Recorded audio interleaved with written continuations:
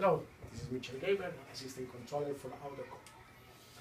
I was assigned by our CFO to perform this consolidation evaluation and analysis on whether JB should be treated as a variable interest and AutoCo should consolidate financial statement with JB.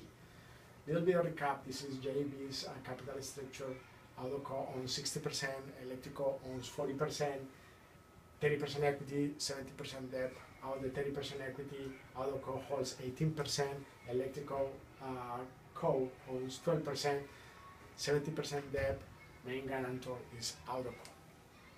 I followed this 5-step comprehensive consolidation model to determine if JB is a variable interest entity and if we should consolidate financial statements with JB.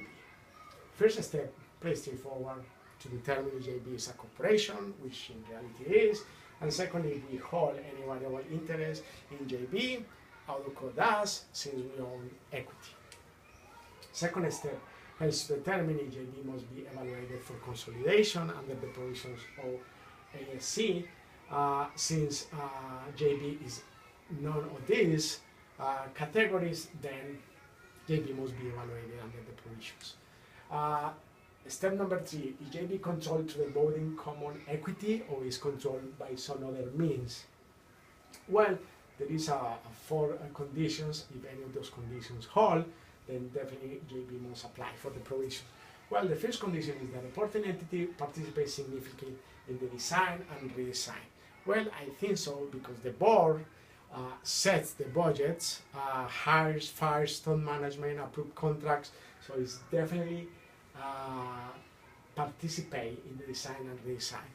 Second, substantially all of the activities are either involved or are conducted on behalf. I don't think so because JB is in the business of manufacturing electric cars, which is totally different from AutoCo's. The reporting entity and its related parties provide more than half of the total financial support. Is not the case since we know that we only provide 18%. We're not in the securitization business, so definitely JB must apply for the provisions of ASC 810.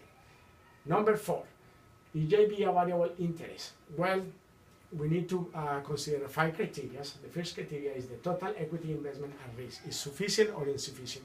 Well, we know that equity at risk is 18%. According to the quantitative assessment, anything under 10% is considered insufficient, so that checks. Qualitative assessment, there are some important considerations like interest rates, like financial arrangements, so we definitely know that JB got a loan to customary term, so the equity is sufficient. Second, as a group, equity investors lack of power. Well, we know that as a group, the only party AutoCo in Electrico's estate, 12%, was funded by AutoCo. So AutoCo is the only party on that group, and definitely AutoCo lacks the power. Number 3, as a group, risk equity investors have no obligation to absorb expected losses, have no right to receive expected returns. Well, definitely we know that AutoCo has to absorb the losses and has the right to receive expected return, so definitely JB is a buy. Primary beneficiary. Who is the primary beneficiary? Electrico, AutoCo.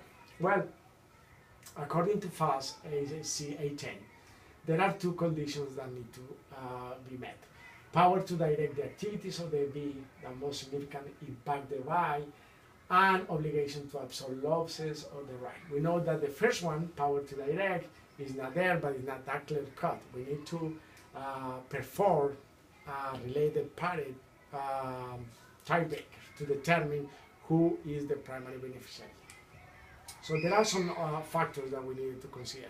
Is there a principal-agency relationship? I believe there is one.